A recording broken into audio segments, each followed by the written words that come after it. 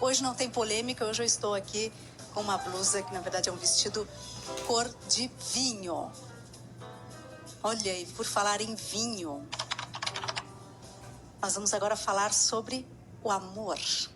Sim, sobre os mais diferentes aspectos, as mais diferentes perspectivas e culturas. Nós estamos aqui com Renato Nogueira. Ele é doutor em filosofia pela UFRJ, Federal do Rio. Ele é especialista em estudos afro-brasileiros e indígenas no país. Ele está lançando o livro Por que Amamos? O que os mitos e a filosofia têm a dizer sobre o amor.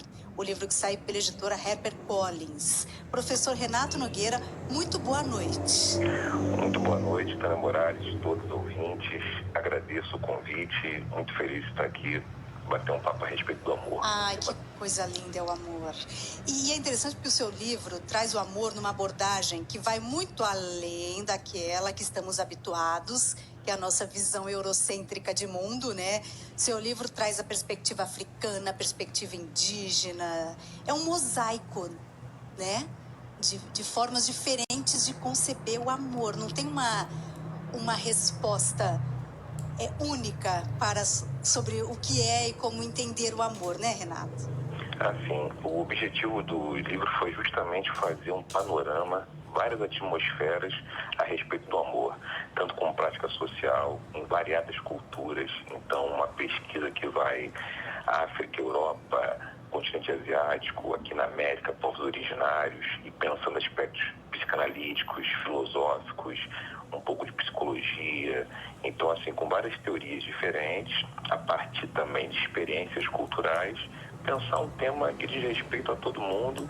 E não é um livro acadêmico, é um livro de fácil acesso. A intenção foi democratizar um debate que, de alguma forma, tem vários estudos, mas um livro para todo mundo pensar a respeito do amor e trocar ideia a respeito desse tema que, de alguma forma, atinge a todos nós, né? Que Exato. É o amor e a arte de amar. Exato. Talvez a gente não tenha uma resposta, né? Se alguém perguntar para qualquer um dos nossos ouvintes o que é o amor, talvez a gente tenha uma... É difícil definir o amor, né? Já que temos várias concepções do amor em diferentes culturas, daqui a pouquinho a gente detalha um pouco, professor Renato, é uma concepção, é uma construção cultural a forma como a gente entende o amor? Também uma construção cultural.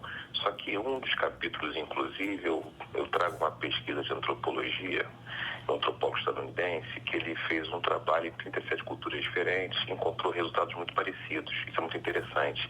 Ou seja, numa cultura da Polinésia, numa cidade dos Estados Unidos, numa cidade na Europa. Então, a gente viu resultados muito semelhantes, né? Por exemplo, também no continente africano, em alguns países aqui da América do Sul. Então, tem um aspecto que mais se trata da capacidade de fazer um percurso junto.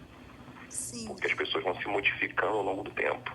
Isso é uma coisa importante. Aquele casal que começou depois de uma década, de 15 anos, tem outros interesses, tem um percurso de carreira diferente. Então, é importante que nessa dinâmica de vida você consiga observar e enxergar o que está acontecendo e aprender com o que aconteceu. Então, é o desafio. Então, um desafio constante. Pois é, exatamente. Para manter o vínculo, né? Desafiador. A Isaura Ferreira pergunta o seguinte. Bom, da forma como o senhor está falando, parece no campo racional que as coisas funcionam bem, né? Mas onde entra o emocional, o imprevisto, né? Assim, eu me autoconheço, sei exatamente o tipo de parceiro que vai me fazer bem. Mas vai que eu me apaixone, e eu jamais faria isso, mas enfim, tem gente que adora se apaixonar por cafajeste, por exemplo, né? Por aquelas pessoas que te colocam para baixo, ou que sejam violentas, enfim. E aí? Muito obrigado por essa questão, porque vamos falar em termos assim de... Vou só ter um pensamento e emoção para a gente pensar aqui, né? Para a gente refletir. Então, o pensamento e a emoção, elas não estão desconectadas. É como se elas fossem coextensivas, né? Como se fossem uma moeda, que tem um lado que é a cara, o outro é a coroa. não dá para separar. Às vezes está de um lado, ele só vê a cara, ele só vê a coroa. Mas é o seguinte, o pensamento, seria mais veloz. Vamos pensar, a gente tem uma ideia e pode mudar de ideia muito rápido. Mais rápido, talvez, que mudar a emoção. Então, é importante manter a conexão entre pensamento e emoção. Então, muitas vezes, aquilo que nós pensávamos de uma pessoa se modifica mais rápido do que aquilo que a gente sente. Então, a gente acaba tendo uma seguinte situação.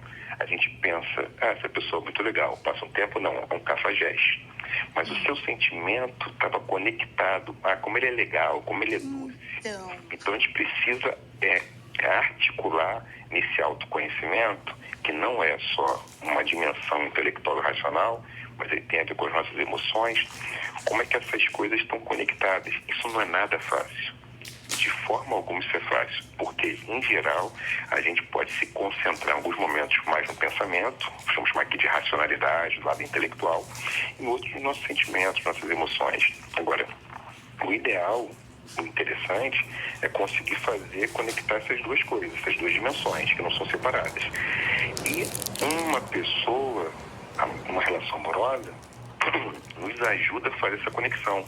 Por incrível que pareça, é a partir do outro que a gente pode conseguir fazer essa conexão, porque o outro pode apontar o momento em que eu começo a me desconectar, né? Então, tem esse lado, né, que essas coisas não precisam estar estancadas e separadas, porém, como o pensamento é mais veloz, e a emoção ela vai se modificando ao longo do tempo. Então, por isso que às vezes uma relação, a pessoa pensa algo a respeito da pessoa amada, ela começa a mudar o que ela pensa, mas o sentimento demora mais a se modificar. Difícil.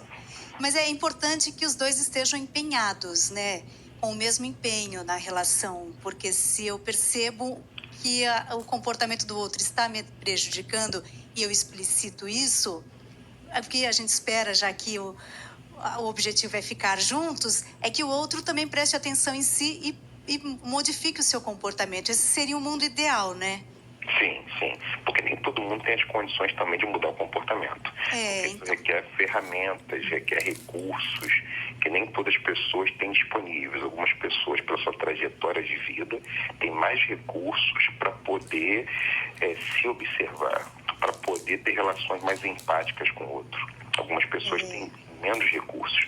Isso não quer dizer que não existam, que tem uma pessoa ideal para ser amada, mas as pessoas que conseguem vivenciar suas frustrações, vivenciar suas angústias e não colocar isso para debaixo do tapete e conseguem encarar isso, ficam assim, as pesquisas, os estudos mostram que isso pode ser um pouco mais fácil para elas passarem por situações difíceis do que se elas não fazem isso, se elas não encaram isso de frente, os desafios e as mudanças.